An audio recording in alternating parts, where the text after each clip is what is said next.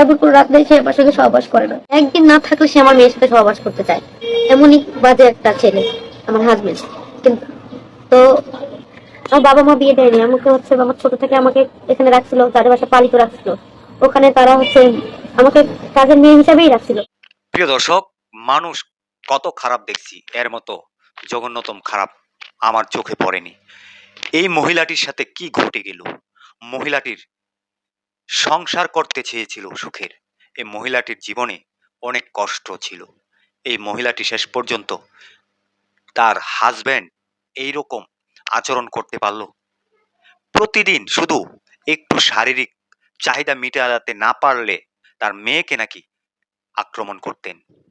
শুধু তাই নয় প্রিয় দর্শক, এই নারীকে দিয়ে দেহ ব্যবসা করাইতে চেয়েছিল এই নেশাখোর হাজবেন্ড। এই নারীটার সাথে এত বড় জঘন্যতম কাজ কিভাবে করতে পারলো এক কুলাঙ্গার? প্রিয় দর্শক, এই মহিলাটির কথাগুলা আপনারা প্রত্যেকটা কথা আপনারা শুনবেন। শোনার পরে আপনার মূল্যবান মন্তব্য দর্শক কমেন্ট বক্সে কমেন্ট করে জানাতে ভুলবেন না। এই মহিলাটি যে কথাগুলা বলেছে, কথাগুলা শুনে আমার চোখে দিয়া পানি চলে এসেছে। প্রিয় দর্শক, আপনাদের কাছে রিকোয়েস্ট করছি সম্পূর্ণ ভিডিওটা দেখবেন, এই মহিলাটির কথাগুলা শুনবেন, কিভাবে তাকে নির্যাতন করত। চলেন আমরা সম্পূর্ণ কথাগুলা মহিলাটির মুখ থেকে শুনে আসি। আমি রাজি না হলে সে আমার 4 বছরে নিজের মেয়ের কাছে। সাদ্দাম নামের এক নরপশুর বিরুদ্ধে এমনই শিরোট অভিযোগ করেছেন তার স্ত্রী।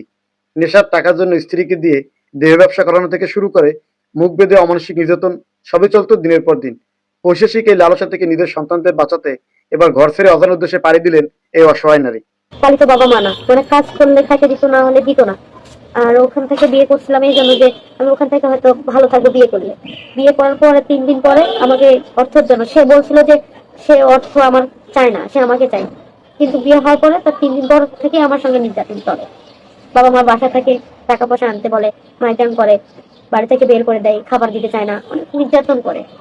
মানে কাজের টাকা নিশা পানি খাই, কিন্তু কাজের টাকা নিশার জন্য সে মানে রুমের মধ্যে লোক নিয়ে আসতো, অন্য লোক নিয়ে আসতো, নিয়ে এসে আমার আমার মানে যাকে বলে খারাপ কাজ করতে, ওইটার জন্য লোক রুমে নিয়ে আসতো। নেশা করে আমাকে বলতো খারাপ কাজ করা যায়, কিন্তু আমি এটা রাজি হইনি। তখন রাজি হতাম না, তখন মায়ের পিট করতাম। তারপর আমি ভাবতাম বিয়ের পরে মেয়েরা স্বামীর ইনকাম খায়, কিন্তু সে আমার ইনকাম খায়। তার ইনকাম খায়। আমি অনেক চেষ্টা করছি তাকে টাকা পয়সা, আমি কাজ করলে তাকে আমি বেতনের টাকাটা আনে উঠাই দিই, কিন্তু তবু সে আমাকে কখনো সাপোর্ট করেনি। কিন্তু তারপরে সে আমার মেয়ের কাছে টাকা না দিলে আমার শরীর অসুস্থ থাকে, খারাপ থাকে, একটা রাত তার সঙ্গে সহবাস না করলে সে আমার মেয়ের কাছে থাকতে চায়। আমার মেয়ের কাছে থাকতে চায়, তবু আমি আমি খুব খারাপ থাকলেও সে আমার মেয়ের কাছে থাকতে চায়। তো বাবা মার সংসারে কাজের মেয়ের মতো বড় হওয়া এই নারী ভেবেছিলেন বিয়ের পর একটু সুখের মুখ দেখবেন, কিন্তু বিধাতা তার কপালে লিখেছিলেন এক জ্যান্ত নরক। সাদ্দাম নামের ওই ব্যক্তির বিয়ের মাত্র 3 দিনের পর থেকেই শুরু হয় অমানসিক নির্যাতন। 10টি বাড়িতে কাজ করে হাড়ভাঙা খাটুনি দিয়ে এই নারী সংসার চালালেও সেই টাকা কেড়ে নিয়ে নেশা করতো পাষাণ্ড স্বামী সাদ্দাম। তারপরেও এত নির্যাতন সহ্য করছি বাচ্চাদের জন্য বা নিজে একটু ভালো থাকার জন্য। কিন্তু তার কাছে টাকা পয়সা দিলেও তাও সে খুশি না, সে খারাপ কাজে বলে যে এই কাজ করতে হবে। কিন্তু সেখান থেকে বাঁচার কারণে আমি ওখান থেকে বের হয়ে আসি। আমি হচ্ছে তখন আমি শরীর খুব খারাপ থাকে, সে যখন আমার কাছে আসতে চায়, আমি যদি না পারি তাহলে সে আমার হাত পা বেঁধে আমাকে নির্যাতন করতো। যদিও না পারি হাত পা বাঁধে আর কি, এরকম নির্যাতন করতো, মুখের মধ্যে কাপড় গুঁজে দিত। সে আমাকে ভোগ করা হয় না, তার নিজের বিয়ের কাছে যাইতে চায়। আর আমার বিয়ের বছর বেশি না, 4 বছর বয়স।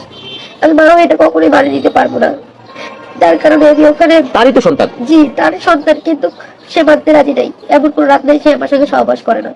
তবু বাধ্যতামূলক আমি আমার বিয়ের জন্য তাকে ছাড়তে বাধ্য হয়েছি, কারণ তার অত্যাচারে কাজ করার পরে রাতে তাকে সময় দিতে হয়। নির্যাতিতা এই নারী ক্যামেরার সামনে অভিযোগ করেছেন নেশার টাকার জন্য সাদ্দাম ঘরের ভেতর বাড়ির লোক নিয়ে আসতো এবং তাকে খারাপ কাজ করতে বাধ্য করত। শুধু তাই নয়, নিজের শারীরিক খিদে মেটাতে সে এতটাই উগ্র ছিল যে অস্ত্র থাকলেও রেহাই মিলত না। রাজি না হলে হাত পা বেঁধে মুখে কাপড় গুঁজে দিয়ে চলত পাশবিক নির্যাতন। এমনকি নিজের 4 বছরের দুগ্ধপোষ্য কন্যার উপরও কোনো নজর দিতে দ্বিধা করতো না এই নরপশু। 10-12টা বাসায় কাজ করি আমি, সকালে 7টায় যাই, রাত 8টায় আসি বাসায়। আমার স্বামী খাইতো, সে বসে থাকতো, কাজ করতো না, অনেক নেশা করে। আবার নেশা করে কাজ থেকে যাওয়ার পরে খাবার খাইতে দিত না, যে আমাকে আগে খুশি করাতে হবে তারপরে ভাত খাইতে হবে, বা গাও গোসলও করতে দিত না, এরকম অত্যাচার করতো। ঘরে যাই আসবাবপত্র যা আছে সব ভাঙে দিত, নিজের পড়ার কাপড়টাও থাকতো না, আগুন লাগায় পুড়ে দিত। আমার স্বামীর নাম হচ্ছে সাদ্দাম। আমি কাজ থেকে টাকা আনে দিতাম, বেতন উঠাই তার হাতে দিতাম। কিস্তি ছিল, ঘর ভাড়া, রুম ভাড়া, কিস্তি, দিন কিস্তি, সপ্তাহে কিস্তি, সব আমি চালাতাম। বাসা ভাড়াও দিতাম, সংসারও চালাতাম। কিন্তু সে নিশা খাওয়ার জন্য টাকা আমার কাছে চাইলে আমি টাকা যখন দিতে পারতাম না, তখন বাধ্যতামূলক সে টাকা যখন আমার কাছে পায় না, লোক লাগা দিত। মানে আমাকে টাকা যাকে বলে আর কি ব্যবসা করা, লোক লাগা দিত। কিন্তু লোক লাগাও দিছিল 6-7 জনকে। লাগা দেওয়ার কারণে আমি বাচ্চা দুটা নিয়ে পালে আসি। বাচ্চা দুটা নিয়ে আমি পালে আসি যে আমি অন্য কারো সঙ্গে আমি এই খারাপ কাজে লিপ্ত হতে পারবো না। পালে আসার পরে আমি তাকে ডিপোজ দিই যে আমি আর হয়তো বাঁচবো না, বাচ্চা কাচ্চাকে নিয়ে অনেক কষ্ট করছি বা করতেছি এখনো। মানে তার ব্যবহার আচার আচার কারণে আমি আজকে ডিপোজ দিই, আর বাধ্য হয়েছি তাকে ডিপোজ দিতে। আমি বিয়ের পরে হয়তো ভালো ছিলাম, এই 3 দিন ভালো ছিলাম, এর বেশি মনে ভালো ছিলাম না।